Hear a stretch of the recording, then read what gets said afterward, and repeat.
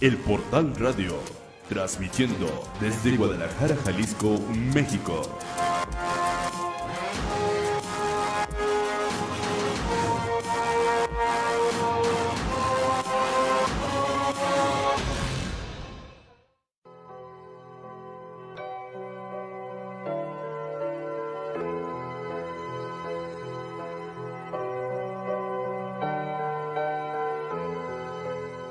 Neur Radio. Neurotransmisión en onda.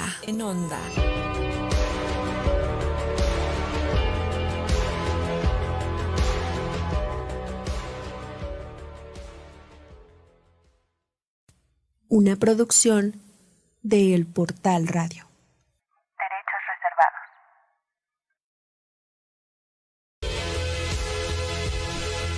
Amigos, muy buenas tardes. Muchas gracias por conectarse una vez más a este programa, su programa Neur Radio, Neurotransmisión en Onda. Y bueno, pues el día de hoy tenemos un tema y un invitado muy especial y muy particular. Una información, yo creo que pues hemos tenido muchas informaciones muy completas y muy interesantes, pero esta particularmente yo creo que les va a llamar bastante la atención porque nadie está exento de algunos de estos procesos. Nuestro primer tema de hoy es la cefalea y el segundo tema también, que vamos a manejar el día de hoy, dos temas, va a ser epilepsia. Y bueno, vamos a abrir pues la bandeja de comentarios para que nos dejen sus preguntas, sus comentarios, felicitaciones y demás que quieran dejarnos aquí en la bandeja de comentarios, y también pueden hacer preguntas al teléfono 3323 43 65 61. Y bueno, pues como ya les decía, tenemos un invitado muy especial, el doctor Carlos Israel Gallegos Ríos, quien es neurólogo o especialista pues en neurología y también epileptólogo. Y pues bueno, muchísimas gracias, qué bueno que nos acompaña, maestro. Muchísimas gracias por la invitación, Eduardo. Es un gusto para mí estar aquí con ustedes compartiendo un poquito de la información que tenemos acá y pues para la educación de los pacientes, ¿no? Muchas veces nadie nos quiere explicar o los doctores no tenemos mucho tiempo en ocasiones en instituciones, y pues se me hace una información de vital importancia, ¿no? Saber algo sobre el dolor de cabeza, cuándo acudir con un profesional, y en epilepsia lo mismo, ¿no? Saber cuándo acudir con un buen profesional. Sí, efectivamente, yo creo que, por ejemplo, la cefalea o el dolor de cabeza es uno de los... No creo que exista en la actualidad un ser humano que no le haya dado una vez por lo menos un dolor de cabeza, pero pues hay sintomatología específica o ciertos datos que pueden ser de alarma o no. Claro que sí, hay datos que nosotros le llamamos las banderas rojas del dolor de cabeza, que son unos datos puntuales que cuando uno presenta uno de esos datos junto a un dolor de cabeza, es importantísimo que acuda a su neurólogo de cabecera. ¿Por qué? Porque puede ser un dato grave del dolor de cabeza que nos está informando que hay algo mal arriba en el cerebro. Sí, por supuesto. Y bueno, anteriormente yo creo que también, le platico a manera de chisme. Ya hemos abordado un poquito estos temas, pero generalmente son en niños. ¿En niños? Así es. En este caso, pues bueno, es una ventaja que acuda con al programa, que nos esté informando de todo esto, sobre todo porque, pues vamos a informar bastante bien a todas las personas adultas. Pues ya adulto, que es a partir de los 18. Nosotros los neurólogos podemos empezar a ver a los pacientes a partir de los 17 años. 17 de hecho, años. Ahorita vamos a tocar un tema sobre síndromes epilépticos que empiezan en la infancia y se cronifican. Esto es, los podemos ver en pacientes adultos. Pero sí, a partir de 17 a 18 años es recomendable que vayan con un neurólogo de adultos. Los neuropediatras son los que atenderían los síndromes pediátricos, que también vamos a tocar un poquito en este día. Ok, excelente. Pues bueno, ahí tenemos la primera imagen, nuestra presentación, el doctor Carlos Israel Gallegos Ríos, neurólogo y epileptólogo. Me parece que trae otras imágenes, maestro, para explicar un poquito acerca de esto. A ver si nos pueden poner la siguiente, por favor.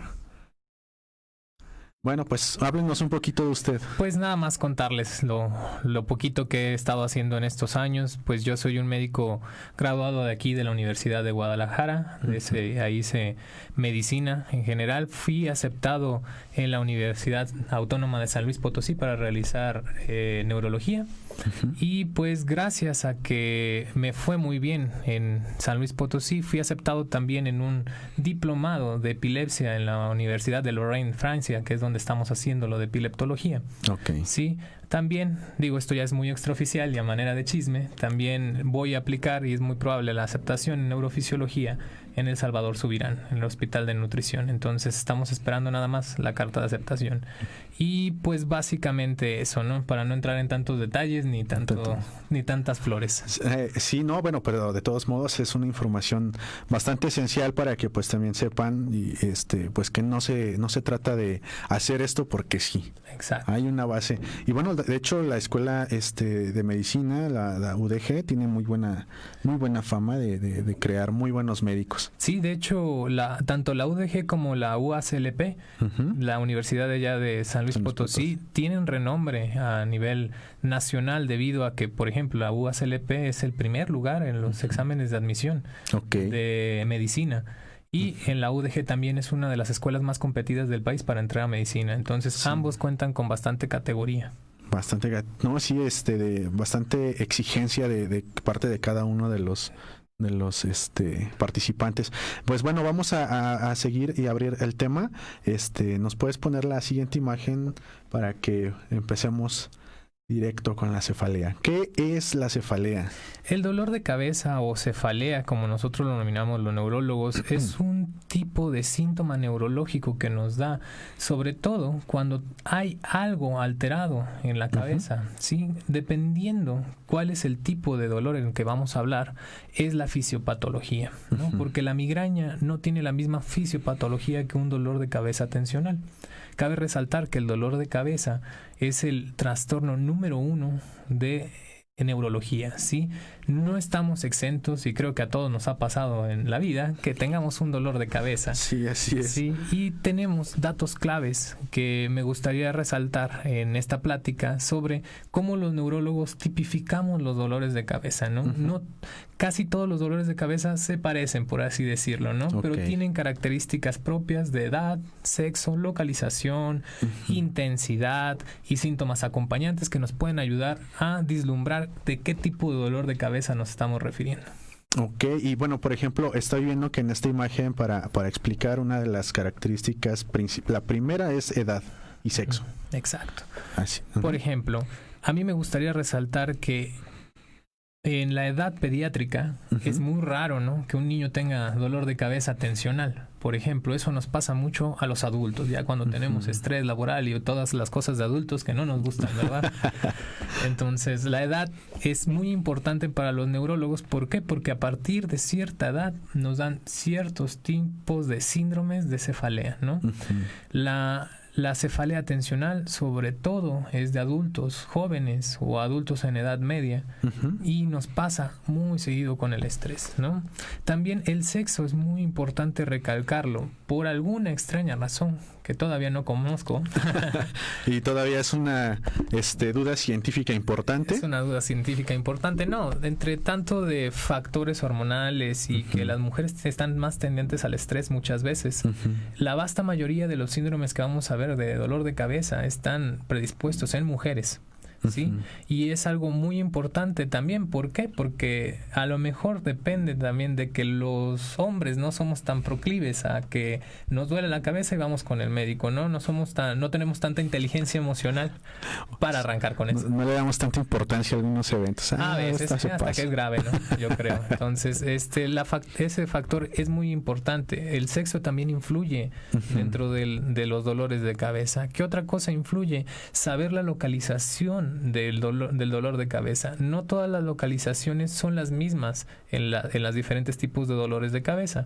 Por ejemplo, en la migraña es clásicamente descrito que nos duele la mitad de la cabeza, ¿no? Nos duele la mitad de la cabeza, una parte del ojito, y que tenemos sensibilidad a la luz y el sonido, ¿no?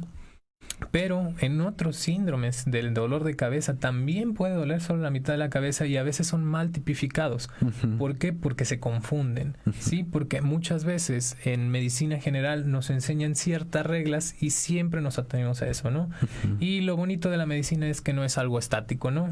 Es algo que puede cambiar y varía de paciente en paciente. Sí, por supuesto, es como más bien lo está explicando ya en la imagen, pues sexo, edad, no alcanzo a percibir las otras letras que se ven claritas, pero ¿cuáles son los otros datos que pone? Los tiempos de duración. Eso sería, y los síntomas acompañantes, ¿no? Hay algunos síntomas acompañantes que son muy orientativos a tipos de dolores de cabeza.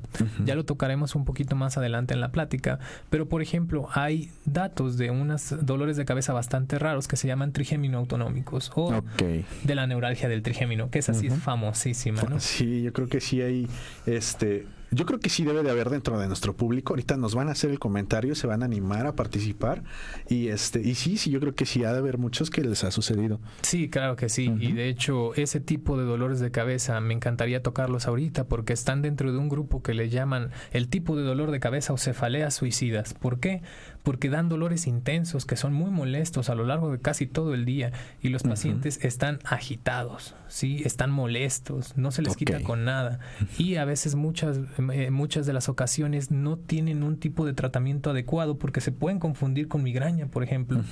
Digo, ya después de un rato no las confundes tanto, pero sí se pueden llegar a confundir y no tener un tratamiento adecuado y prolongarse, ¿no? También muchas veces dentro de la evaluación normal de un médico en la escuela no nos enseñan todas estas cosas, ¿no? Sobre tratamiento agudo y profiláctico. A veces nada más damos el agudo, pero no quitamos o no prevenimos el resto de los ataques, que eso es muy importante en los dolores de cabeza. Pasamos, si quiere, a la siguiente imagen, es donde tiene esta explicación. Porque sí, efectivamente, ahí es en donde a veces hasta ya surge la otra mala fama del paracetamol, ¿no? La mala fama del paracetamol. Yo, me encantaría resaltar eso, ¿no? El paracetamol, nos echarán carrilla a todos los médicos, pero no conozco un mejor medicamento que el paracetamol. Te lo puedo prometer. Realmente. ¿Por qué? Porque el paracetamol para que tenga una dosis tóxica, que es lo que nos dicen, oiga doctor, y es una pregunta muy recurrente en la consulta de neurología, doctor, es que yo tomo paracetamol, ¿cuánto? 500, pero tomo cada 8 horas, me va a pasar algo en el hígado, y no, es casi como de no. O sea, el paracetamol es totalmente gentil con nuestro cuerpo, ayuda muchísimo, y aunque nos echen carrillas a todos, es bueno, bonito y barato, ¿no? Sí, llegan unas temporadas en las que lo desean. Le toman su cariño. Seguramente sí. Entonces, un gramo 500, incluso cada 8 horas, no hay ninguna complicación a menos que estemos propensos a enfermedades del hígado, que es así, tendríamos que cambiarlo, ¿no? De tipo de medicamento. Bueno, pues esta imagen sobre edad y sexo en relación al... ya lo habíamos tocado. Explicado un poquito. Entonces, la siguiente, por favor, para que sigamos con este tema. Por favor, participen, háganos sus preguntas, comentarios en la bandeja de comentarios, el número telefónico que ya mencionamos, 33 23 43 65 61. Y bueno, pues esta imagen relacionada a la lateralización que mencionaba o focalización del dolor. Exacto. Tenemos ciertos dolores de cabeza que el patrón de la localización a mí me va a dar una buena idea de qué estamos viendo. Por ejemplo, a mí, cuando me llegan a la consulta de neurología con un dolor de cabeza, tengo ciertas preguntas claves y esta es una de ellas, su localización. Uno usualmente llega y nos dice, no, doctor, tengo dolor de cabeza. Ok, muy bien, vamos a enfocarnos en tu dolor de cabeza. ¿Dónde es la localización de tu dolor de cabeza? Ok, algunos empiezan, pues me duele nada más la mitad de la cara. Ok, yo ya me voy enfocando, ¿cuál puede ser?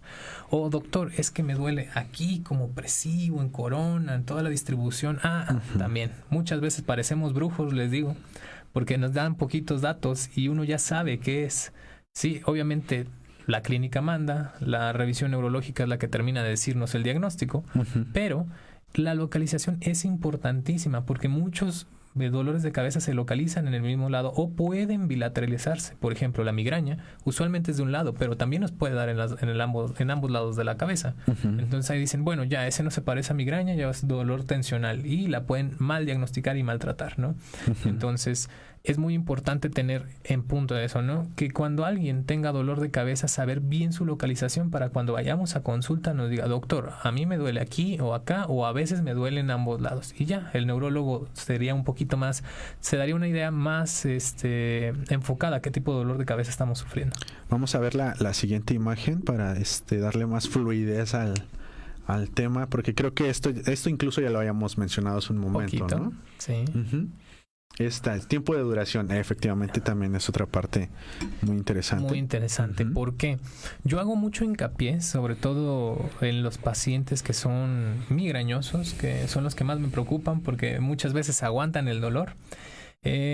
Nosotros los migrañosos, y digo nosotros porque yo también tuve migraña hasta que me la traté, este tipo de dolor de cabeza es importante que tengamos en cuenta el tiempo de duración de que nos puede durar la migraña. Ahorita vamos a tocar también cuando son migrañas con aura y sin aura, pero cuando el dolor de cabeza tipo migrañoso ya nos duró más de 3 días, ojo, es una urgencia médica y siempre tenemos que acudir al hospital.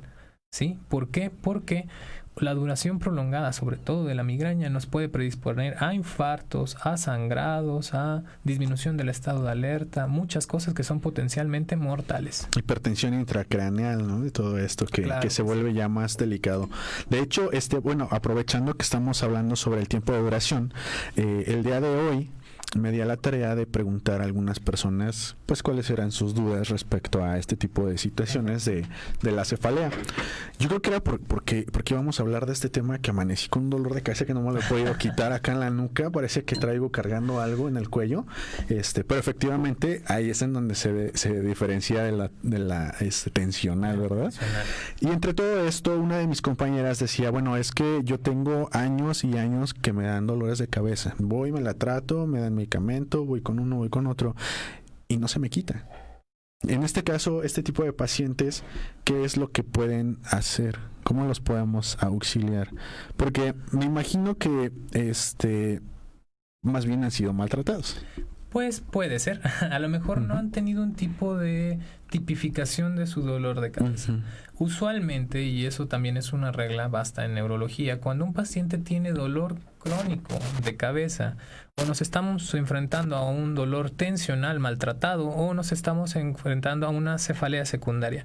Esto es, los dolores secundarios de cabeza son aquellos que son desencadenados por algún tipo de factor externo o interno, ¿no? También pueden ser tumores estructurales, no digo malignos ni benignos. ¿Por qué? Pues porque cualquier cosa puede en realidad disparar el dolor de cabeza, ¿sí?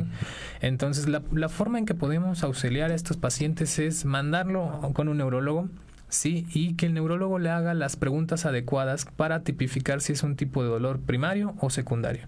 Si es un tipo de dolor primario, para todos existe tipo de tratamiento profiláctico y usualmente nos ayuda a espaciar el dolor y a bajar su intensidad o calidad del dolor.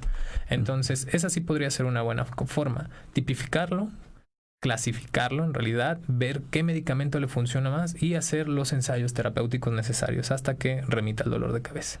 Por supuesto. En lo que vemos la siguiente imagen, ya se animaron a participar. Miren nada más, dice Doc, Pilar Tinajero Méndez, muchas gracias por estar viendo nuestro programa. Hola, Pilar. Compártelo para que llegue más gente y sepan pues todo lo que le puede estar sucediendo, ¿verdad? Dice Doc, buenas tardes, estoy en la locura, ya no se me quita la migraña, con nada tengo 2 meses, así se calma un poco, unas horas y regresa con mucha intensidad. Tomo topiramato y nada. Y nada, no ha variado. Nada, así es. ¿Cómo ve? Muy bien, pues primero tendríamos que evaluar cómo está tomando el topiramato y si estamos enfrentándonos a una crisis migrañosa, ¿no? Porque también hay migrañas crónicas, eso también existe. Si no es una crisis aguda, por ejemplo, yo puedo detectar que esta paciente, Pilar, tiene datos de ausencia de dolor, entonces muy probablemente nos estamos enfrentando a una migraña crónica donde sí tienen un periodo de ausencia de dolor. En esos casos hay varios tratamientos, Pilar, no solamente el topiramato. El topiramato controla muy bien la vasta mayoría de las migrañas, ¿no? No, la verdad es un medicamento que yo suelo recurrir mucho a él.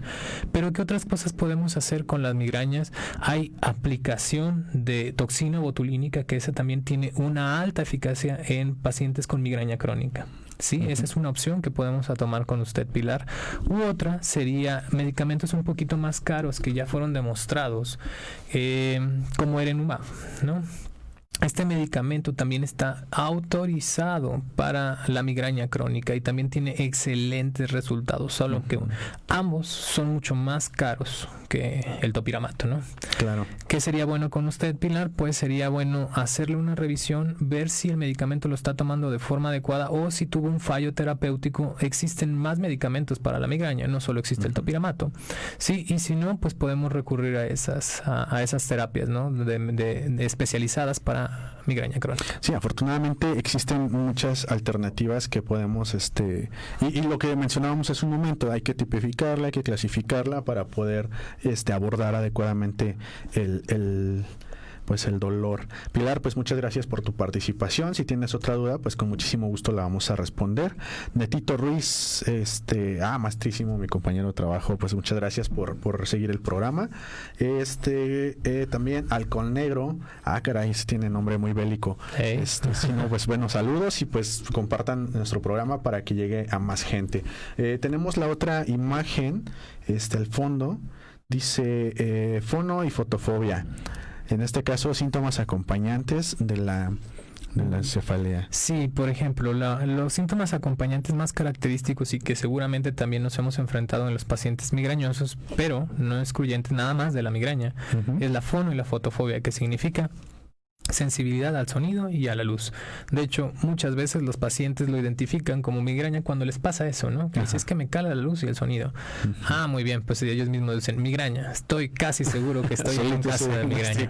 Exacto. Con náusea y vómito dicen, ya sé que tengo, ya sé que me voy a tomar. Y hasta cierto punto, la vasta mayoría acierta, ¿no? Pero no es exclusivo la fono y la fotofobia, ni la náusea, ni los vómitos de la migraña. También en la cefalea tensional o el dolor de cabeza tensional aparecen. Sí, de hecho, son datos diagnósticos. Nosotros tenemos un tipo de clasificación, la ICD-3, porque ya casi 4, está en beta. Okay. Este tipo de clasificación tiene puntos explícitos de cómo lo vamos a clasificar, cuántos eventos de migraña necesitamos para tipificarlo como migraña, si son con auras o sin auras, ¿no? Los síntomas acompañantes también, eso lo podemos tocar ahorita, lo de las auras. En las auras, nosotros podemos tener síntomas positivos o negativos. Esto es que el paciente te puede decir que algo le va a avisar que va a llegar el dolor de cabeza en la migraña. Esto es que empiezan a haber centellitas, que empiecen a ver negro. Esos serían los positivos, cuando tengamos centellitas o lucecitas o algo nos está vibrando, efecto de reforzamiento, que vemos las cosas como en doble, o que tenemos un escotoma sectorial. Esto es que empezamos a ver negro de una partecita del ojo, ¿no? Y esos datos acompañantes también son muy importantes, porque a veces eso nos da pauta a qué tipo de dolor de cabeza tiene, ¿no? Si son migrañas con auras o sin auras. Híjole, pues qué bueno. De hecho, por ejemplo, aquí en este comentario podemos pues mencionar que esta información está siendo bastante útil. Pilar nos vuelve a mencionar, gracias, ya tengo los datos del doctor, pues muchísimas gracias, qué bueno que te está gustando la información. Pasamos a la siguiente imagen para poder continuar con el tema. Híjole, pues esto de las auras y se puede relacionar incluso bastante con el siguiente tema, ¿verdad? Con epilepsia. Epilepsia. De hecho, hay un tipo de síndrome no tan nuevo descrito, pero ya se había visto la relación, la migralepsia, ¿no? Pacientes que tienen migraña y son predispuestos a tener epilepsia o viceversa. De hecho, incluso en las resonancias magnéticas hemos visto que pacientes que tienen migraña tienen lesiones que parecen desmielinizantes u otros tipos de lesiones en la sustancia blanca, y después de esa se desarrolla un foco epileptogénico. Es un tema bastante interesante. Incluso la fisiopatología de la migraña, una de las teorías es eso, una depresión cortical, que es muy parecida al de la epilepsia, ¿no? Entonces estamos todavía estamos, yo creo que en pañales en esos casos, pero la migralepsia también es un tipo de diagnóstico, pacientes con epilepsia, migraña o viceversa, ¿no? Está bastante interesante y sí, las auras se ha visto más relacionado en pacientes que tienen epilepsia, ¿no? Y bastante riesgoso, ¿no? También. Sí, claro que sí, porque se desata una, se desatan las dos y ahora ¿cómo lo controlas, no? Exactamente. Bueno, pues la siguiente imagen que tenemos sobre migraña, dolor de cabeza, mujeres jóvenes. Sí, la migraña, como ya les había dicho, afecta principalmente a mujeres, ¿no? Está muy marcada la tendencia del sexo. ¿Por qué? Porque de 5 a 1 siempre son mujeres, ¿no? ¿Por qué? Pues la vasta mayoría de las teorías piensan que es también por factor hormonal, ¿no? Ellas también a veces relacionan que perimenstrualmente o durante su menstruación o posterior a su menstruación empiezan con las crisis, ¿no? Es algo muy característico. Doctor, a mí me dan cada mes, ¿no? Cada mes, 2 días antes de que me vaya a bajar. Bueno, también factor hormonal en ese caso, ¿sí? Y la migraña es, yo creo que el síndrome de dolor de cabeza, el segundo más frecuente. ¿Por qué? Porque el dolor tensional, y ahorita lo vamos a ver por qué, también lo hemos visto más en consulta, sí. Es el primer lugar. Pero la migraña es uno que tenemos que estar más concientizados. ¿Por qué? Porque la migraña puede llevarnos a emergencias neurológicas. Ya lo habíamos dicho, los pacientes con aura que tienen su dolor de cabeza más de 3 días, es importantísimo que vayamos al hospital porque nos puede dar un infarto o un sangrado en la cabeza. Y eso nadie nos lo explica. Y nadie se los va a quitar si se siguen esperando. Si se siguen esperando, ¿no? Y qué valor, ¿no? A mí me daba migraña y 1 hora o 2 y ya estaba que me moría. Sí, yo no sé cómo aguanta la gente tanto tiempo. Hasta las 4 horas, por lo que veo en la imagen que colocamos hace un momento. Y bueno, la siguiente dice desencadenantes, que por cierto hemos tocado bastantes puntos al respecto ya. Sí, claro que sí. También. De los desencadenantes hay unos que siempre me preguntan, ¿no? En la consulta es de doctor. ¿Y con la migraña puedo tomar? Sí. O sea, mi respuesta siempre ha sido sí, pero usted sabrá, ¿no? O sea, el alcohol es un factor predisponente para las crisis migrañosas. Okay. Y a veces también me preguntan, oiga, doctor, yo leí en el internet que el café quitaba la migraña. Sí, totalmente. De hecho, hay ciertos medicamentos que los combinan con cafeína, pero el exceso de cafeína también es un disparador de las crisis migrañosas, ¿no? Sí, por supuesto. La ausencia de sueño cuando nos desvelamos también es un disparador. Y un caso particular, siempre lo preguntamos en la consulta y que se les hace raro en los antecedentes ginecobstétricos de mis pacientes, me preguntan, bueno, pero ¿para qué quiere saber usted, neurólogo, si yo estoy protegida para tener bebés? ¿Qué tiene que ver lo de abajo con lo de arriba? ¿Qué tiene que ver lo de abajo con lo de arriba, no? Y lo que tienen que ver es que los anticonceptivos orales, que son dependientes de hormonas, también son disparadores, ¿no? Ya lo dijimos, las crisis de migraña catameniales, que así se llaman, pues son predisponentes por factor hormonal, y ese es un disparador, ¿no? A veces están tomando y les empiezan a dar y ya no saben ni qué hacer, ¿verdad? Así es.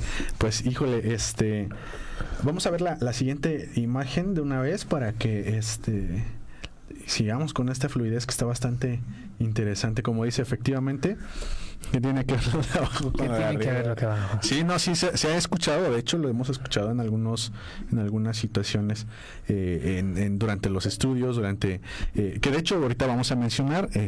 Afortunadamente, NEUR, Clínica de Sueño y Neurodiagnóstico, tiene su incidencia aquí dentro de este tipo de problemas y padecimientos.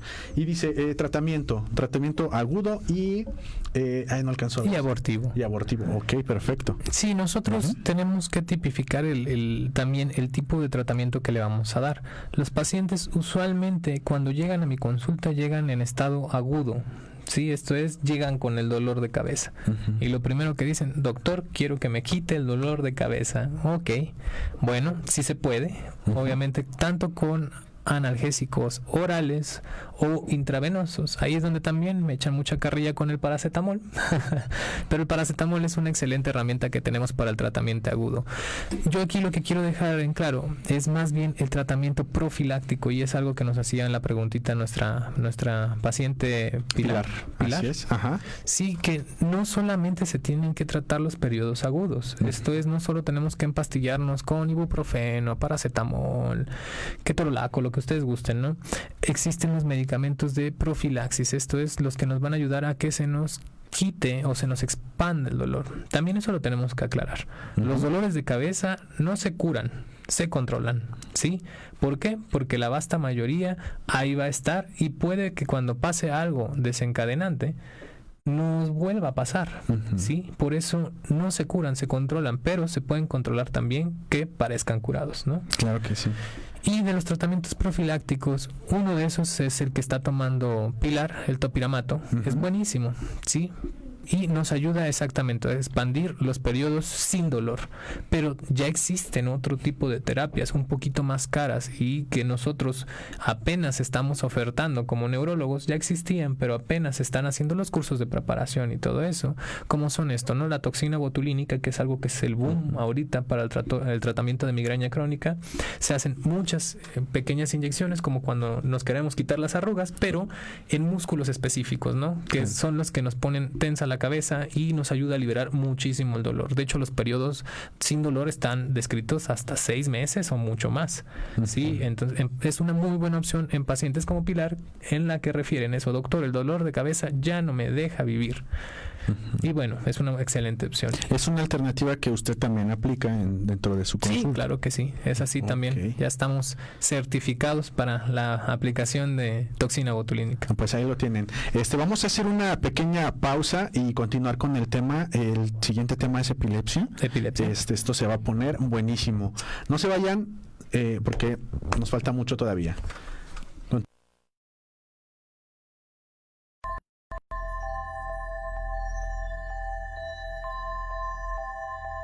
Esto no es un sueño. Esto es Neu Radio. Regresamos.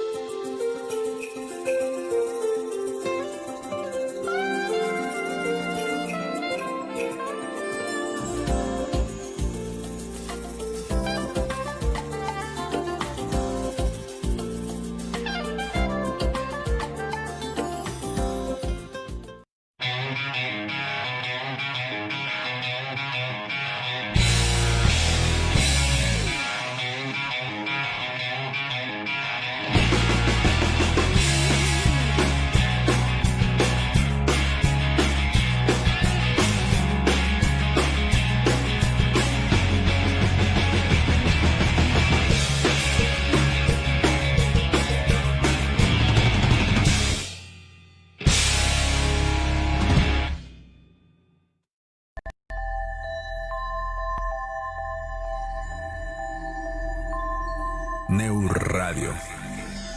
Continuamos.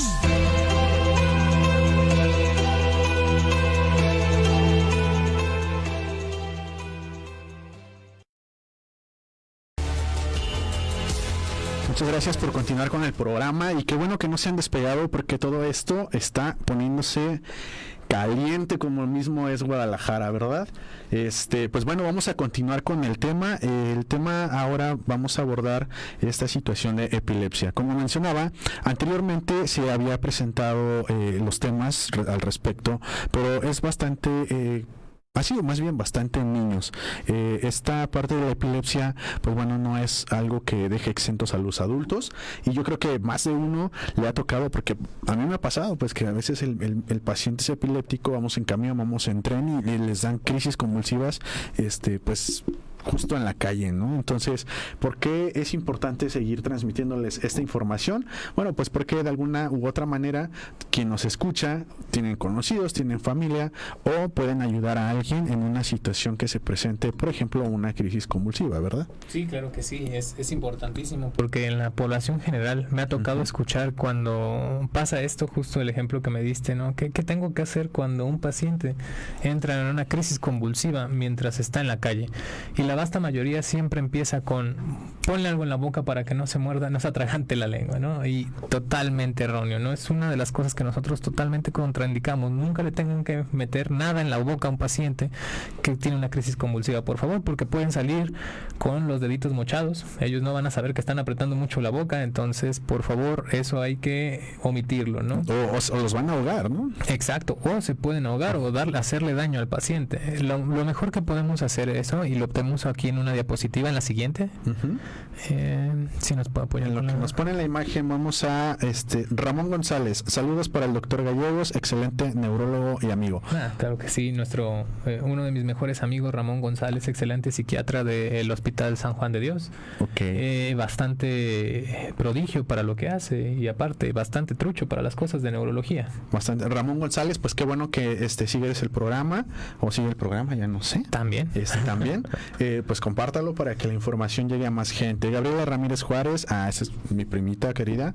Wow, qué interesante. Saludos, Gaby, pues muchísimas gracias. Te mando un besote, un abrazo muy grandote y pues también, por favor, comparte la información para que pueda llegar a más gente. Rosalinda Castellanos, excelente tema. De pequeña sufría de cefaleas muy frecuentes y la opción de mi papá fue homeopatía. Híjole, me voy a crespar. Pues qué bueno que le funcionó. Sí, bueno, yo les voy a decir, como siempre me llegan mis pacientes, doctor, ¿puedo seguir con la homeopatía? Híjole, nosotros obviamente tenemos una opinión sesgada, los médicos, que no aplicamos ese tipo de terapias, ¿no? La homeopatía, pero yo les digo, bueno, la homeopatía no le ha hecho nada a nadie, entonces, pues si quieres seguirla, síguela. Pues que siga, que el chiste es que sí, exacto. A veces mucho es el efecto placebo, pero pues está bien, con que le haya funcionado, todos felices, ¿no? El último, no lo alcancé a leer, el de Diana Michel, excelente charla, muy actualizado, me encanta. Diana, pues qué bueno pues que te está gustando el tema. Muchísimas gracias, Diana. Sí, bastante. Gracias por el apoyo y unos besos por ahí. Comparte la información también, por favor, para que llegue a más personas y podamos pues ofrecerles también alternativas de ayuda, de tratamiento o de orientación. Perfecto. Y pues bueno, continuamos con la imagen que nos dejó. Sí, la imagen que teníamos es la de definición de la epilepsia. Sí, la definición de la epilepsia. Y también eso quiero ahondar poquito. ¿Por qué? Porque la vasta mayoría de los pacientes creen que los pacientes están con epilepsia solo cuando hacen los fenómenos tónico-clónicos. Esto es cuando están en plena sacudida, ¿no? Pero la epilepsia la podemos dividir en crisis convulsivas. Convulsivo ya entra en que tiene un movimiento o alguna fenomenología motora. Esto es que están con la crisis, ¿no? Pero hay crisis epilépticas que no se manifiestan con datos motores. Esto es, las famosísimas crisis de ausencias, que esas son las que más se identifican en la infancia, ¿sí? Y esos datos también pueden llegar a la adultez, ¿sí? No son excluyentes nada más de los síndromes epilépticos en niños. Okay. ¿De qué la epilepsia? Pues siempre sabemos que es un fenómeno paroxístico de una despolarización anormal de las células neuronales. Esto es, yo me gusta explicarlo de la forma un poco simple y un poquito burda a veces, de que nuestra cabeza es una computadora. Entonces tenemos cablecitos y cuando hay un cablecito pelón nos empieza a dar chispazos. A chispazos, exacto. Y ya qué tan fuerte es el chispazo nos da los fenómenos motores o a lo mejor solamente nos desconecta por ese segundo, ¿no? Y esta es la aclaración, ¿no? ¿Qué se tiene que hacer cuando tenemos a un paciente severa convulsión, ¿no? En la crisis convulsiva, cuando está temblando. Lo mejor que hay que hacer es ponerle su manita en un costado de la carita, lo recostamos de ladito y dejarla hacer. ¿sí? No le metan nada, por favor, en la boca. Sí, porque es la primera causa de perder dedos. Uno pensaría que es por perros, ¿no? Por humanos. Y ponerle la piernita de ladito por si vomitan o tienen el problema de la lengua famosísimo, pues nada más se vaya de lado y lo único que tenemos es el fenómeno, y dejarlo ahí hasta que pase la crisis. Cuando tenemos que llamar inmediatamente al servicio de urgencias. ¿Por qué? Porque los estados epilépticos son gravísimos. Esto pasa cuando la crisis dura más de 5 minutos. Sí, hay pacientes que dicen, bueno, a mí me dura una y ya, ¿no? Y los familiares ya dicen, pues convulsiona un minuto ya. Pero hay veces que cuando se cronifican más de 5 minutos, ojo, tenemos que llevarlo urgentemente al hospital. O si nos da una crisis pero no recobramos el estado de alerta y nos vuelve a dar otra, ese es un estado convulsivo y es una urgencia médica. Tenemos que ir al hospital directamente. Puede ser fatal si no es atendido, definitivamente. Exacto. Así es. Y bueno, es lo mismo una crisis convulsiva o una convulsión que pues ya el estado como tal de epilepsia. La epilepsia es más el diagnóstico. Cuando nosotros tenemos un fenómeno paroxístico como el que ya habíamos descrito, sea motor o no motor, que no sea desencadenado por algo más, o sea, que no sean reflejas, si tenemos dos eventos que lo separan por 24 horas, tu paciente ya es epiléptico, ¿no? Uno decimos, bueno, tengo epilepsia. Sí, pero hay pacientes que convulsionan por cosas reflejas. Esto es porque se les bajó el azúcar o porque tuvieron mucho azúcar, o los pacientes que son diabéticos, a veces cuando no se tratan tienen un estado hiperosmolar y empiezan a convulsionar. O que no se ponen su insulina. Exacto. También. Sí, entonces esos pacientes, como algo desencadenó la crisis, aunque tengan más de 2, no se pueden tipificar como epilépticos. ¿Por qué? Pues porque lo tratamos y se acabó, ¿no? Se acabó la epilepsia. Entonces tienen que ser crisis que no sean desencadenadas por alguna cosa explicable, ¿no? Hiperglucemia, hipoglucemia, alteración de electrolitos, una infección, etcétera, ¿no? Podemos tener un evento convulsivo a lo largo de nuestra vida y no necesariamente ser epilepsia. Exacto. Por ejemplo, los pacientes que tuvieron crisis febriles de chiquitos, ese es un buen dato. Las crisis febriles no nos tipifican como epilépticos, pero nos pueden predisponer a tener epilepsia en un futuro. Entonces sí, hay cosas que nos hacen convulsionar, pero no nos hacen epilépticos. Claro que sí. Y bueno, pues aquí tenemos la siguiente imagen. Se ve bastante interesante. La verdad es que no la alcanzo yo a percibir bien. Pero bueno, pues usted ya la conoce. Exacto. La Liga Internacional, ¿verdad? La Liga Internacional contra la Epilepsia en inglés, ¿no? No lo digo en inglés porque suena bastante mal. Pero aparte de Liga Internacional contra la Epilepsia, son algo así como una especie de Avengers, ¿no? Sí, ándale. Sí. Son los Avengers superhéroes del cerebro, ¿no? Les digo. Esta clasificación nueva que pusieron es un tipo de clasificación de la fenomenología que tenemos con los pacientes epilépticos. Nada más en la segunda columna, en donde están generalizadas, es una de las que más nos gusta tocar. ¿Por qué? Porque cuando nosotros hablamos de epilepsia, hablamos sobre si hay un foco o si son generalizadas. Esto es, cuando hay un foco es exactamente ese cablecito pelón que les digo, ¿no? Nos da el chispazo y lo podemos identificar hasta cierto punto. Cuando son generalizadas, bueno, a lo mejor es algo ya intrínseco del cerebro que no sabemos por qué nos empieza a dar los mismos chispazos, ¿no? Y las focales no se presentan igual que las generalizadas, ¿no? Hay focales, esto es el cablecito pelón que nos deja estar con la crisis. A lo mejor podemos tener movimientos involuntarios de un brazo a una pierna, pero estamos conscientes, y esos son los más raros, en los que a veces los tipifican como que están loquitos, ¿no? Que dicen, no, pues este está consciente, nomás está moviendo mucho su manita, pues no, se está haciendo loco. Un tic y exacto. Ya, sí. Entonces son las que son más fácil confundibles. Ya cuando están convulsionando y en el suelo, pues ya todos saben que está en una crisis epiléptica, no saben por qué. Y esas son las generalizadas. Así es. Muy bien, y bueno, la siguiente imagen que tenemos, igualmente la apenas lo vamos a alcanzar a percibir ahí un poquito. Sí, esa nada más la agregamos para saber qué tantas cosas podemos presentar en una crisis, porque a nosotros nada más nos la describen con que tenemos que estar en el suelo echando espuma por la boca y ojos en blanco, ¿no? Pero no, hay muchísimas crisis, sobre todo las que son muy sutiles y las que son focales, que nada más nos pueden dar pequeños datos orientativos. A eso se dedica el epileptólogo, de hecho, ¿no? Nosotros detectamos todos estos datos pequeños que a lo mejor para alguien no es muy evidente.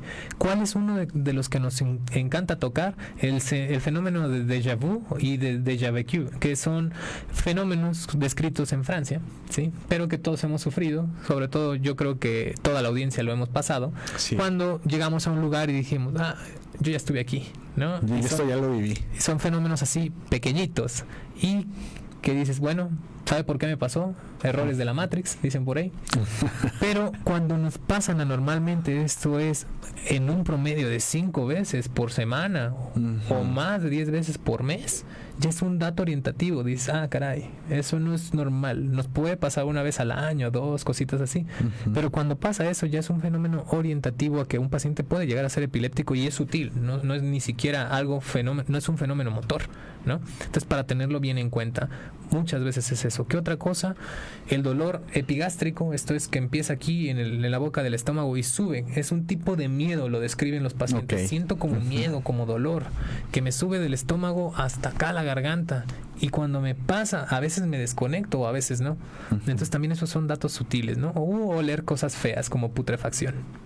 Sabores amargos pudiera ser también una Podría ser alternativa. el cambio de sabores. Ok. Bueno, pues en la siguiente imagen que También va a tenemos, ser la misma, ¿no? va a Nos ser la pasamos misma. a la otra. Vamos a saltarnos una más.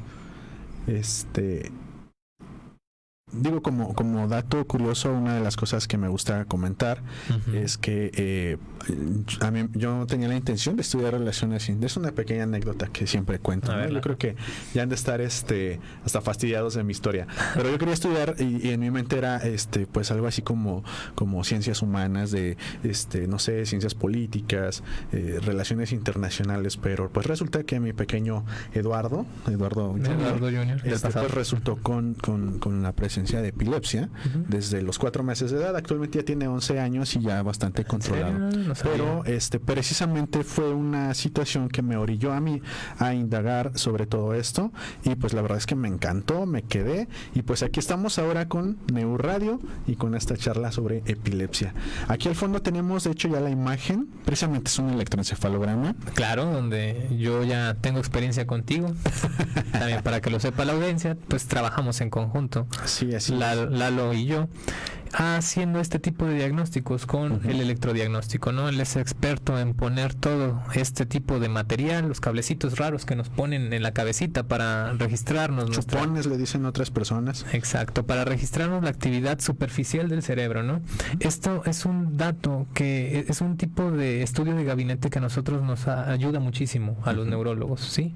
¿Por qué? Porque cuando tenemos pacientes que tienen eventos paroxísticos y parecen epilepsia, lo primero que les va a escuchar del neurólogo va a ser un electroencefalograma, ¿no? Para corroborar si tenemos una actividad paroxística. Yo solo quise poner este ejemplo del electroencefalograma. ¿Por qué? Porque nosotros interpretamos todas estas rayitas raras, ¿no? Que parecen más que nada garabatos, ¿sí? En la actividad normal del cerebro. Y que es importantísimo, si ustedes creen que tienen epilepsia, es un dato muy orientador y acertado que un doctor, ya sea neurólogo o no, les mande a hacer un electroencefalograma.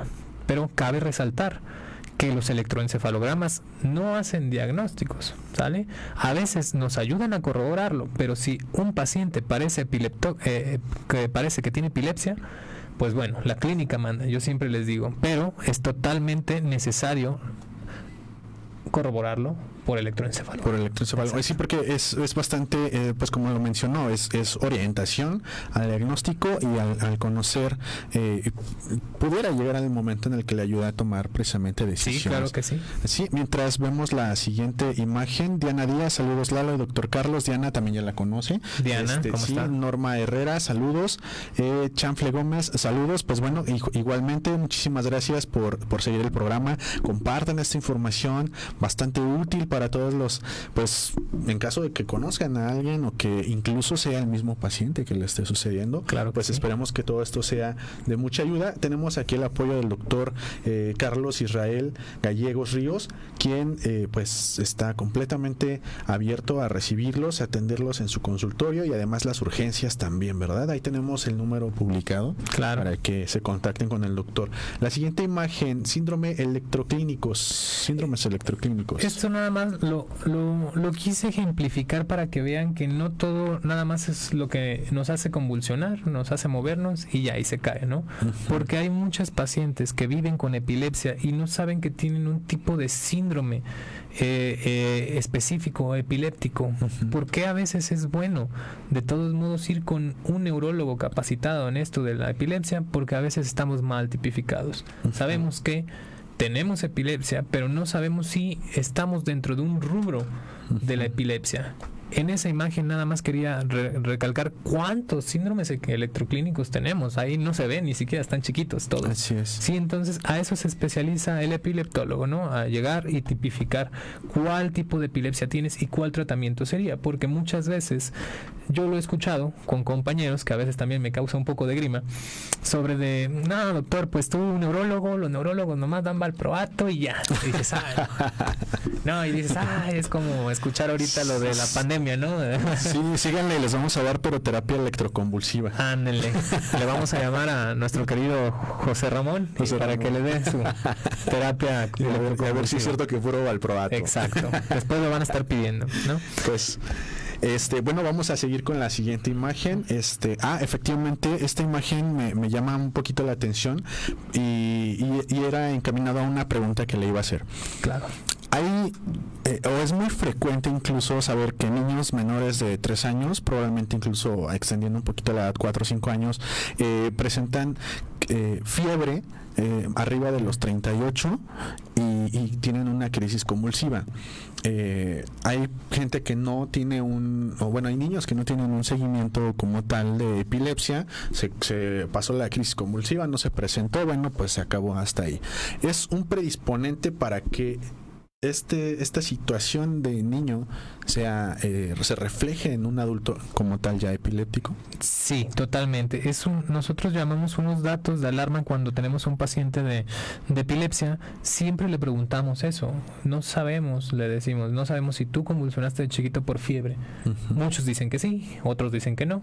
Pero la fiebre y las crisis febriles, que así se llaman, ¿no? Las crisis febriles pueden predisponer a algo que se llama esclerosis mesial temporal. La esclerosis mesial temporal es el tipo de epilepsia focal más común en el adulto. De hecho, es uno de los temas que quiero tocar al final. ¿Por qué? Porque básicamente es el que más tenemos que tener concientizados a la población general. No todas son generalizadas. La vasta mayoría son más focales que generalizadas, ¿no?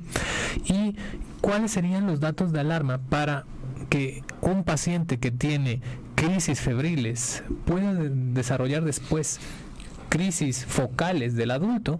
Esto es cuando tenemos crisis febriles que le llamamos crisis febriles plus. Esto es que son un poquito más que las crisis febriles normales. Okay. Las crisis febriles plus son cuando nosotros tenemos un dato de focalidad. Usualmente las crisis febriles empiezan generalizadas. Esto es convulsiona de ambos lados. Pero si un niño con crisis febril empieza nada más con una manita o un piecito, ojo, ese niño sí se puede volver epiléptico a posteriori, vaya. Sí, no te digo que en el adulto, pero a lo mejor en tiempo reciente, ¿no? ¿Qué otras cosas tienen? Yo sé que ya había explicado que las crisis febriles, que las crisis convulsivas que duran más de 5 minutos ya es un estado convulsivo. Sin embargo, es una excepción cuando tenemos niños que tienen crisis febriles.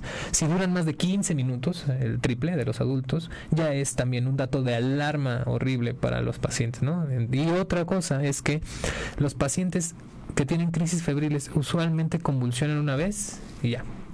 Ok. Sí, al día. Y estos si empiezan a convulsionar y a convulsionar y a convulsionar y a convulsionar y se perpetúa para el siguiente día, y también son focales, y el resto de cosas que he dicho también son orientativos a que ese niño puede después desarrollar epilepsia focal, ¿no? Y no nos vamos a cansar de decirlo, son urgencias. Son médicas. urgencias también. Bueno, tenemos ahí al fondo epilepsia y ausencia infantil. Sí, este es el tipo de epilepsia más común. Incluso yo lo veo muy seguido. A mí me llevan también, por alguna extraña razón, digo, yo también, este programa es para eso, es educarlos. Sí, uno se dedica a la epilepsia, pero los neuropediatras serían la mejor opción. La mejor opción. La sí. mejor opción para niños antes de los 17 años, ¿no? Bueno, adolescentes ya en este caso. Sí, pero no nos cansamos de verlo, los epileptólogos. ¿Por qué? Porque es un síndrome muy común y muy bonito. Sí, lo digo bonito desde la perspectiva neurológica, no tanto del Sí, paciente. siempre y cuando no lo tenga yo. Los papás están que se vuelven locos, pero es ese síndrome que como su nombre lo dice, tiene periodos de ausencia, ¿no? Los niños están haciendo una actividad y en eso se quedan quietos o pueden hacer hacer chupeteo o con las manitas, así estarlas moviendo, automatismos motores u orales, les decimos nosotros, y retoman la actividad como si no hubiera pasado nada, ¿no? Y ellos les dicen, ¿qué pasó? No, nada, pues aquí estoy haciendo lo mismo que todo, ¿no? Y esas son crisis generalizadas que no pierden el tono postural, esos usualmente no se caen, ¿sí? ¿Qué los desencadena? Usualmente es la hiperventilación. De hecho, muchos de los niños son diagnosticados cuando juegan fútbol, por ejemplo, que están corre, hiperventilan y empiezan con los periodos de ausencia, ¿no? Entonces, este es uno que sí me gustaría tocar nada más. ¿Por qué? Porque pues la mejor opción sería el neuropediatra, obviamente, pero tienen tratamientos específicos, ¿no? Si les damos cierto tipo de medicamentos pueden empeorar. Claro. Entonces siempre busquen ayuda de un neurólogo, neuropediatra, en este caso, ¿no? Cuando tengamos un dato sugestivo de un periodo de ausencia. Y por supuesto, porque también puede ser lo suficientemente discreta esta crisis como para confundirse con un déficit de atención. Un déficit de atención, exacto. No tienes la idea de qué bueno que lo tocas, Lalo. ¿Por qué? Porque hay muchos pacientes que llegan con eso, ¿no? Es que mi hijo tiene bajo rendimiento escolar porque está haciendo las cosas, se queda quieto y luego empieza de nuevo y sí, exactamente, lo confunden con déficit de atención e hiperactividad y así está muchos años, pobrecito el niño sin tratamiento. Sí, ya llegan con la cabeza plana de tanto mazapanazo que le pusieron para exacto. que pusiera atención. El síndrome de Lennox-Gastaut es una cuestión, pues, bueno, a mí en lo personal se me hace muy triste, efectivamente muy interesante, pero también es muy triste esta. Sí, ese también lo quise tocar en esta plática. ¿Por qué? Porque también es un síndrome epiléptico de la infancia, en el cual yo creo que es el tipo de síndrome que más he visto en la calle, por así decirlo, ¿no? Que son las madres que siempre van con su niño en silla de ruedas y el niño tiene cierta regresión, retraso psicomotor, que aparte convulsiona todo el día y que es muy difícil controlarlo, ¿no? Y es uno de los que más me han hecho preguntas a mí en la consulta. Oiga, doctor, a mi hijo le diagnosticaron Lennox-Gastaut. Dependiendo del grado de los Lennox-Gastaut, hay unos que están menos afectados que otros, pero pues la vasta mayoría tienen eso, ¿no? Regresión de lo aprendido. De lo aprendido también. Sí, exacto. Entonces eran a veces niños normales y empiezan con esto. O tenían otro síndrome epiléptico que es West, ese no lo vamos a tocar aquí en la plática, pero pueden ser un continuum, ¿no? Y bueno, la vasta mayoría, y me gustaría aclararlo también en la plática, esos son difíciles de controlar por más antiepilépticos que le pongan, ¿no? Y pues son crisis rebeldes a tratamiento y tienen mal pronóstico funcional, la verdad. Y eso sí sería bueno tratarlo porque también si le pones cierto tipo de medicamentos empeoran. Entonces es muy preciso también. Es muy preciso. Y también es muy específico. Cabe destacar que ya tocamos el tema del electroencefalograma y es muy característico lo que se observa durante el estudio. Claro las famosas ipsarritmias que son sumamente escandalosas y pues bueno, sí, esa no va a orientar, esa va a ser certero, ¿verdad? Sí, como también en las ausencias es muy clásico ver un cierto patrón específico. Punta onda lenta, 3 Hz, ¿no? Que parecen monjitas rezando, le decimos nosotros. Y bueno, pues la epilepsia en la adolescencia también también ahorita en lo que vemos esta imagen. Mayra Michelle TC, saludos, muy interesante. Muchas gracias, Mayra, por estar siguiendo el programa. Discúlpame que me tardé en leer tu comentario, pero pues esto está muy bueno. Yo creo que por eso nos está siguiendo, ¿verdad? Pues la epilepsia en adolescencia. La epilepsia en la adolescencia, sí es un tema bastante importante con nosotros, porque existe también esa teoría, y es una pregunta que tú me hiciste, Lalo, de cuándo podemos iniciar a ver al neuropediatra o cuándo deberemos ver al neurólogo de adultos. Y siempre, no sé, por alguna extraña razón, nosotros los neurólogos de adultos terminamos viendo a los adolescentes. Sí, yo hasta cierto punto le digo, bueno, pero es que vaya con su neuropediatra. Y le dice, no ve que está todo grandote, ya eso ya no me lo aceptan. Los niños también, los adolescentes también se ponen al brinco. Sí, exacto. También ya no quieren ir con un neuropediatra, ¿no? Pero básicamente este síndrome muy específico que vamos a tocar, la epilepsia mioclónica juvenil, es el síndrome epiléptico más común en los pacientes que están en la edad susceptible a que ellos mismos se lo desencadenen. Esto es, los que están en la adolescencia. ¿Por qué? Porque este síndrome que tiene mioclonías, sí, en el nombre lo dice, las mioclonías son pequeños saltos muy breves del cuerpo. Es una crisis generalizada, pero tampoco pierden el estado de alerta. De hecho, esos pacientes se van despertando, son crisis del amanecer, les decimos, se van despertando y empiezan con saltitos y dicen, ay Dios, y ya van preocupados, se quitan, van preocupados con su papá y me pasó esto, ¿no? Y son muchachos que usualmente o tomaron alcohol el día anterior, o se desvelaron, o hicieron algo, un factor predisponente y empezaron a brincar, ¿no? Y también ese síndrome epiléptico tiene tratamiento específico, ¿no? Si nosotros, por ejemplo, le damos carbamazepina a esos pacientes, después van a estar brinque y brinque, ¿no? Y dicen, no, Dios, lo que me dio fue malísimo, doctor, ¿qué me dio? Y sí, dicen, pues de hecho es como tal, perdón la interrupción, claro sí. Epilepsia mioclónica juvenil. Es ya la tenemos al fondo, ¿verdad? No, todavía no.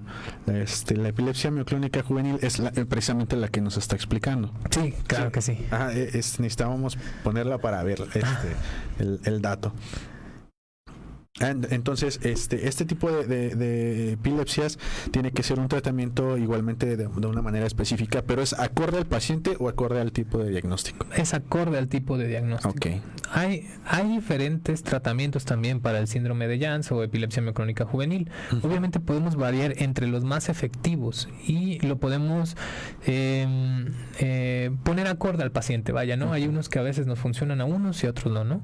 Pero hay medicamentos que si los pones se van a poner peor, ¿no? Independientemente del sujeto y de cómo sea, ¿no? Por eso es muy importante acudir siempre al neurólogo, al epileptólogo, a que nos tipifique bien. ¿Por qué? Porque en eso se basa muchas veces el peregrinaje de los pacientes, ¿no? Que dicen, doctor, es que yo ya visité a 10 neurólogos y ninguno me ha hecho nada y muchas cosas así, ¿no? Entonces siempre hay que estar bien enfocaditos. Obviamente se pueden hacer ensayos terapéuticos, no te digo que a la primera que vas con un neurólogo ya te quitan, ¿no? Porque hay medicamentos que a unos nos funcionan y otros no. ¿Sí? Okay. Pero siempre es importante eso.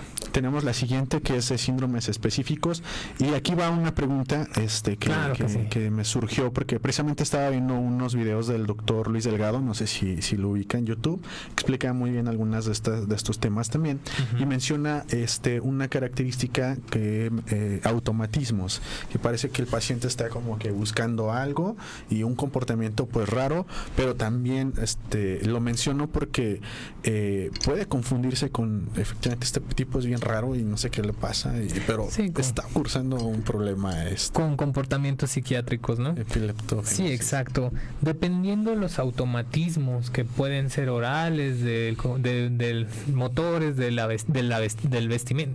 vestimenta, sí, es como lo puedes detectar, ¿no?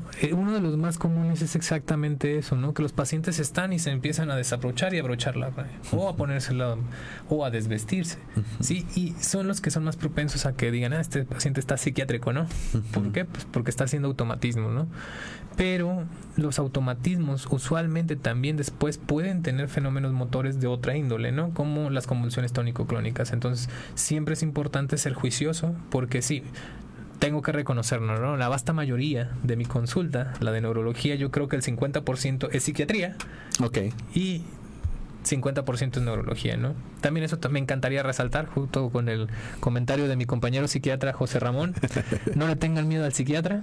El que va al psiquiatra no está loco. Exacto. Los psiquiatras no solo son hay que quitarnos ese tabú para la gente loca. De hecho, somos la mano derecha entre el neurólogo y el psiquiatra, recíprocamente, de una atención vital para el paciente, sobre todo en las neurociencias. ¿Sí? ¿Por qué? Porque hay algunos trastornos que parecen de neurología, que son fenómenos que nos hace el cerebro cuando está enfermo y él quiere que lo atiendas, ¿sí? Y son de psiquiatría, nos pueden dar, de hecho, lo vamos a tocar al final de la plática, la pseudocrisis. Esto es algo que parece epilepsia, pero no tiene ningún trasfondo de actividad cortical, ¿no? Cabe destacar que Sigmund Freud era neurólogo y psiquiatra posteriormente. ¿Y psiquiatra? Así es. Yo pensaba que nada más era psiquiatra. No, sí, era neurólogo.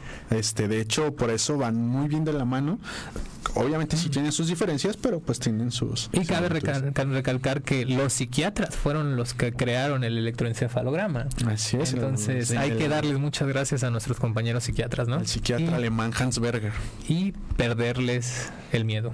Dice Ramón González, híjole, lo invocamos. ¿Lo invocamos? ¿Podría mencionar acerca de los tipos de epilepsia que se presentan con alteraciones del estado de ánimo?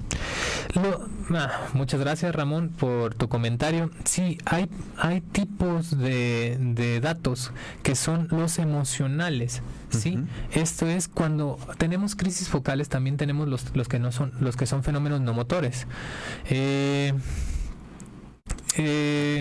Ahorita tocamos ese Adán, ahorita esos fenómenos que son los emocionales pueden ser confundidos con datos de psiquiatría. Esto es que son datos como pues el cambio del comportamiento bizarro, o que empiecen a llorar, las famosísimas crisis gelásticas de los amartomas hipofisarios. Ese es el que en algún tiempo, que cuando salió la película del Guasón, que daba una tarjetita y decía, tengo un problema, ¿no?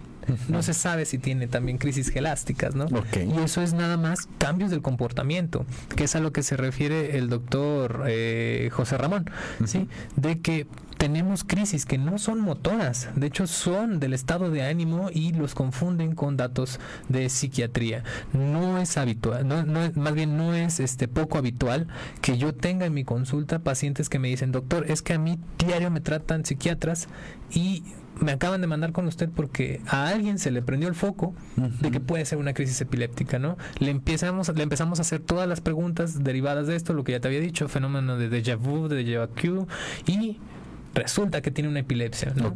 A veces les hacemos electroencefalogramas, pueden ser focos profundos, porque también los focos profundos, esto es, entre más adentro en el cerebro, menos se registra en el electroencefalograma, ¿no? Entonces podemos tener seriados electroencefalogramas, pero le empezamos antipilépticos y mejora, ¿no?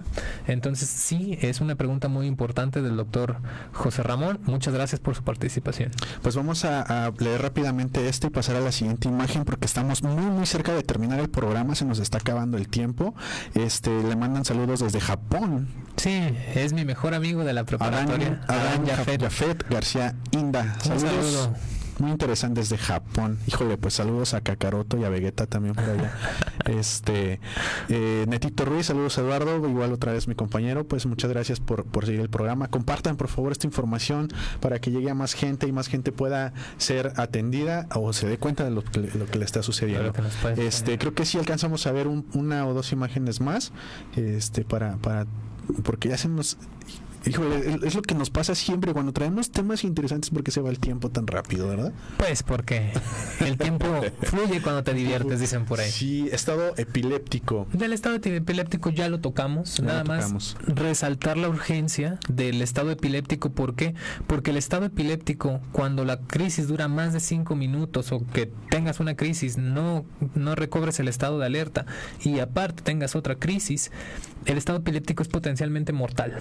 Sí, eso tiene que quedar bien claro. ¿Por qué? Porque podemos tener vómito de contenido gastrointestinal y lo aspiramos, o sea, una aspiración, una neumonitis química por aspiración, o existe también el diagnóstico de SUDEP, esto es muerte súbita asociada a los pacientes con epilepsia en inglés. Sí, esto pasa cuando tenemos una crisis y ya súbitamente nos morimos. ¿Por qué? Porque a lo mejor hay una fibrilación ventricular, pasa algo, un fenómeno en el corazón y nos morimos. Sí, y esto pasa sobre todo en pacientes que están mal controlados. Entonces es muy importante nada más esto recalcarlo, que si tienes epilepsia, por favor la trates. ¿Por qué? Porque no solamente es un evento de una crisis, sino que se puede reflejar a posteriori en tu salud y pues puede ser potencialmente mortal. Pues sí, la siguiente que es epilepsia y el embarazo. Híjole, es un tema muy delicado también. Sí, claro que sí. ¿Por qué? Porque muchas embarazadas que ya se conocen con epilepsia acuden conmigo y me preguntan: doctor, es que no sé si lo que estoy tomando le va a hacer daño a mi hijo, y lo suspenden de golpe, ¿no? Y eso es lo peor que me pueden decir a mí, ¿no? En vez de alegrarme de que le hayan quitado el antiepiléptico, me enojo, ¿no? ¿Y por qué? Porque estamos desinformados, ¿sí? Obviamente tenemos que hacer una planeación. Si usted, paciente que es epiléptica, ya sabe que se quiere embarazar o está en intentos, acuda con su neurólogo al menos unos 4 o 5 meses de anticipación. ¿Por qué? Porque es recomendable que si usted tiene epilepsia, se controle previamente a embarazarse, ¿sí? Y nunca es bueno quitar el medicamento de golpe, por favor, aunque sea valproato y hayan leído que da un montón de cosas en el niño, si ya está y no se había enterado, porque eso es lo que más pasa, ¿no? Que no nos enteramos que estamos embarazadas y seguimos con el tratamiento, y cuando se dan cuenta lo suspenden. Es más riesgoso tener una crisis en el embarazo que seguir tomando el valproato. Ok, alcanzamos a ver todavía una imagencita más. Vamos a ver el tiempo, vamos a checar. Edgar Cuadros Bracamonte, saludos desde Puerto Vallarta, gracias por la actualización. Ahorita que mencionas Puerto Vallarta, el servicio de NEUR, electroencefalograma y polisomnografía en Clínica Rie Vallarta. Pueden consultarlo directamente con la clínica, o pueden también llamar al teléfono 33 23 43 65 61. Por supuesto, vamos a atender el día 25 de agosto, nos presentamos en Clínica Rie Puerto Vallarta, 25 y 26. Pueden realizarse el estudio, definitivamente les va a ser bastante útil por todo lo que ya mencionamos. Anticonceptivos orales, bueno, esto pues fue un poquito dentro de lo que ya hemos tomado. Y pues bueno, alcanzamos una última, o podemos saltar a la última si quiere. Sí, perfecto. ¿Sí? ¿Me parece bien para alcanzar el tiempo? Ajá. La parte de la pseudocrisis, ¿no? Donde más nos apoyamos. Donde más nos apoyamos con los psiquiatras. Hay que saber también que cuando uno tiene un trastorno psiquiátrico emocional profundo, también puede manifestarse como fenómenos motores, en su vasta mayoría, que parecen epilepsia, ¿no? Son las pacientes que están, antes les decían las histéricas de Charcot. ¿Por qué? Porque fue la primera vez que se describió en Francia por el doctor Charcot, ¿no? Pero muchas veces esas sí se nos pueden confundir, o son epilépticas y se nos pasan, ¿no? ¿Por qué? Porque darle un valor totalitario a que una pseudocrisis no fue epiléptica, pues sí, obviamente si tiene trastorno psiquiátrico y comienza con eso, pues lo más seguro es que la tipifiquemos, ¿no? Pero hay ciertas características en las pseudocrisis que nos pueden ayudar a dividirlas de las crisis de verdad, ¿no? Y ella es una que me gusta resaltar, sobre todo por si en la audiencia hay algún estudiante, es el que tienen un rocking pélvico. Esto es que casi todos las pseudocrisis empiezan como el meneo de la cadera hacia arriba y hacia abajo, ¿no? Eso es muy... Y otro es la sugestibilidad. Tú les dices, te voy a pasar este medicamento y se te va a quitar. Le pasas agua, literalmente, y se le quita, ¿no? Entonces, esas cosas son cosas orientativas que nos pueden ayudar, pero que es mejor que lo vea un neurólogo para saber si sí o si no. Y ya posteriormente, los pacientes que son epilépticos de larga duración, que no han tenido buen control, son propensos a tener pseudocrisis. Entonces, hay epilépticos que hacen pseudocrisis, ¿sí? Entonces, no es mutuamente excluyente tener pseudocrisis con crisis de verdad. Ok, pues bueno, llegamos a la parte final del programa. La verdad es que me hubiera gustado continuar con más información. Esto nos da para otro programa, esperamos tenerlo una vez más. Vamos a leer los comentarios. Normachi, mi mamá, déjenme, mamá, pues ahí te mando un saludote, qué bueno que lo están viendo. Dice que con el apá y con la lama y con los cachorros y todo. Felicidades también al doctor Carlos. Pues bueno, ya tenemos un admirador más. Muchas gracias. Mayra Michelle, no entendí, ¿el doctor Gallegos va a estar en Vallarta o es para la realización del estudio? Muy bien, eventualmente podríamos pensar en que nos acompañe el doctor a Puerto Vallarta. Sin embargo, voy a estar el día 25 y 26 de agosto en Puerto Vallarta para la realización de electroencefalograma, y en el defecto pues de alguna situación con algunos otros pues pacientes que tengan trastornos de sueño, pueden acceder a la polisomnografía, que además incluye el estudio de electroencefalograma, pero por registros más prolongados y más completos. Entonces, pues espero poder responder tu duda en este aspecto. Si tenemos algunas alternativas de compañeros dentro del medio que podrían apoyar después de haber tomado el estudio, pues leerlo y consultarte, pero pues bueno, eso ya lo decidirán ustedes. Edgar Cuadros Bracamontes, importantísimo el manejo conjunto del neurólogo con nosotros los ginecobstetras. Claro que sí, ¿no? Los ginecobstetras también son, si los psiquiatras son nuestro brazo derecho, los ginecobstetras son el brazo izquierdo. ¿Por qué? Porque muchos de nuestros pacientes, antes de acudir con un neurólogo en su embarazo, acuden obviamente con su ginecobstetra, ¿sí? Y al menos en el caso del doctor Cuadros Bracamontes, que también la pericia en él abunda, y yo sé que es muy juicioso con las cosas de neurología, él sabe cómo manejar un poco la parte de los antiepilépticos, sí, pero también es juicioso en que se tiene que apoyar siempre de un neurólogo. Entonces sí, somos brazos derechos y izquierdos en todas estas ramas de la medicina, pero hay que tener mucho juicio en eso, en las embarazadas con antiepilépticos. Si se va a embarazar y usted ya sabe que tiene epilepsia, mejor acuda antes a un neurólogo. Así es. Ángeles Rosas Torres, saludos. Y pues bueno, desafortunadamente se nos terminó el tiempo. De hecho, nos comimos ahí otros minutos de más. Qué pena, la verdad, aquí con el siguiente programa. Pero bueno, tenemos aquí a Neur Radio.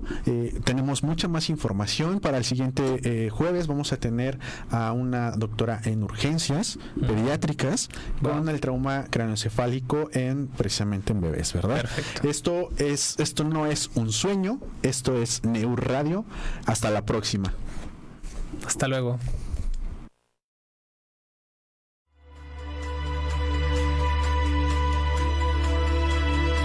La conexión ha llegado a su fin. Sintoniza a Eduardo García el próximo jueves a las 6 de la tarde. Hasta la próxima.